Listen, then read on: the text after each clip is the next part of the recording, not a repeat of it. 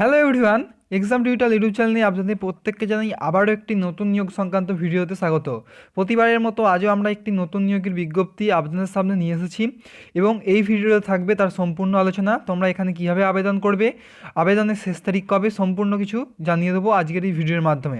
তো ভিডিওটি ভালো লাগলে অবশ্যই লাইক এবং তোমার বন্ধুদের মাঝে শেয়ার করে দিও এবং চ্যানেলে প্রথমবার এসে থাকলে পরবর্তী চাকরি সংক্রান্ত আপডেটগুলি পাওয়ার জন্য চ্যানেলটিকে সাবস্ক্রাইব করে অবশ্যই পাশে থাকা বেল আইকনের অন নোটিফিকেশনটি অন করে দিতে পারো। তো এখানে যে বিজ্ঞপ্তির কথা বলা হচ্ছে, তোমাদেরকে বলা হচ্ছে কলকাতা হাইকোর্টের স্থায়ী পদে তোমাদেরকে নিয়োগ করা হবে। এখানে ডাটা এন্ট্রি অপারেটর সহ একাধিক পদে তোমাদেরকে নিয়োগ করা হচ্ছে, যেখানে তোমাদের শতাধিক কিন্তু শূন্যপদ রয়েছে। তো অফিসিয়াল বিজ্ঞপ্তিটি ডাউনলোড করার জন্য তোমরা ক্যালকাটা হাইকোর্ট .gov.in এই অফিসিয়াল ওয়েবসাইটে চলে আসবে।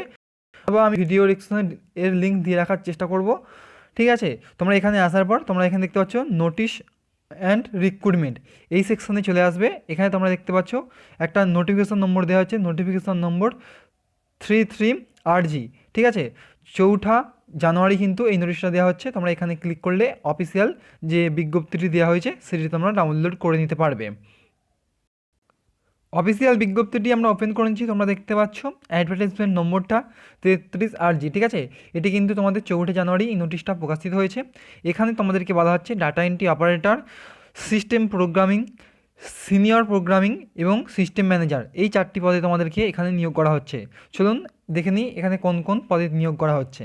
এখানে তোমরা দেখতে পাচ্ছ যে প্রথমেই বলা হচ্ছে ডাটা এন্ট্রি অপারেটর পদে তোমাদেরকে কিন্তু এখানে নিয়োগটি করা হচ্ছে। এখানে তোমাদেরকে টোটাল কিন্তু ভ্যাকেন্সি আছে, তোমরা এখানে দেখতে পাচ্ছ 153টি কিন্তু এখানে টোটাল ভ্যাকেন্সির কথা বলা হচ্ছে। তারপরে এখানে বলা হচ্ছে তোমরা দেখতে পাচ্ছ ইউআরদের জন্য 45, ইউআর সিইর জন্য 24, এইভাবে কিন্তু প্রচুর সংখ্যক কিন্তু এখানে ভ্যাকেন্সি দেওয়া হচ্ছে। এখানে বলা হচ্ছে তোমাদেরকে 24,100 থেকে 58,500 টাকা কিন্তু তোমরা কিন্তু এখানে বেতন পাবে। এখানে তোমাদেরকে কিন্তু তোমরা দেখতে পাচ্ছ যে এক্সামিনেশন ফিস ফর এসসি এবং ST candidate West Bengal only, ঠিক আছে। এখানে তোমাদেরকে বলা হচ্ছে যে 400 টাকা প্লাস ব্যাঙ্ক চার্জেস লাগবে এবং তারপরে একটা দেখতে পাচ্ছ examination fees for rest of candidate, অর্থাৎ ইউআরদের জন্য আর কিন্তু 800 টাকা প্লাস ব্যাঙ্ক চার্জেস দিতে হবে। আর যারা এসসি এবং এসটি আছেন তাদের জন্য 400 টাকা প্লাস ব্যাঙ্ক চার্জেস দিতে হবে। তারপরে যেটি বলা হচ্ছে সিস্টেম প্রোগ্রামিং পদে তোমাদেরকে নিয়োগ করা হচ্ছে। এখানে তোমাদেরকে 3টি শূন্যপদ রয়েছে, ইউআরদের জন্য রয়েছে একটি ভ্যাকেন্সি।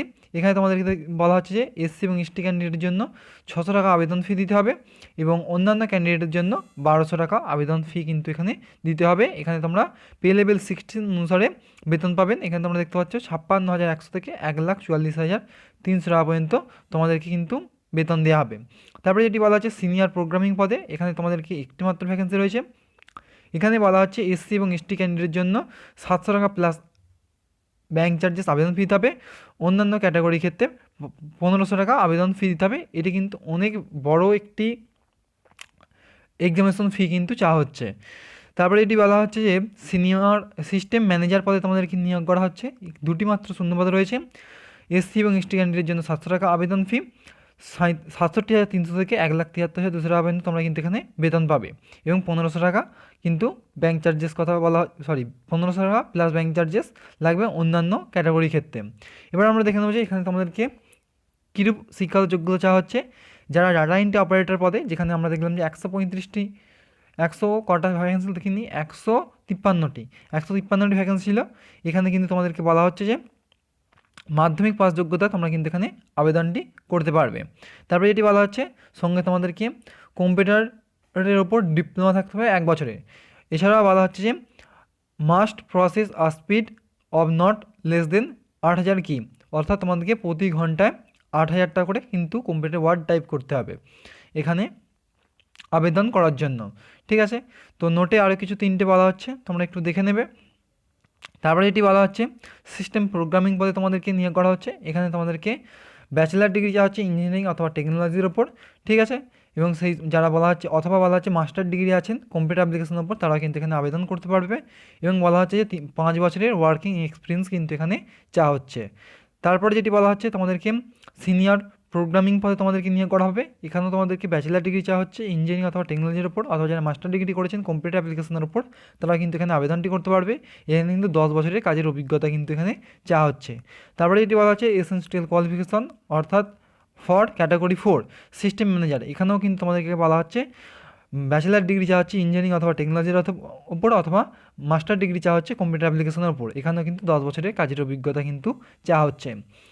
এবং তোমরা এখানে দেখতে পাচ্ছ যে এজ লিমিট কী চাওয়া হচ্ছে। টাটা এন্ট্রি অপারেটরের ক্ষেত্রে 18 থেকে 40 বছরের মধ্যে তোমাদের বয়স হতে হবে। সিস্টেম প্রোগ্রামিংয়ের জন্য তোমাদের বয়স 26 থেকে 40 বছরের মধ্যে হতে হবে।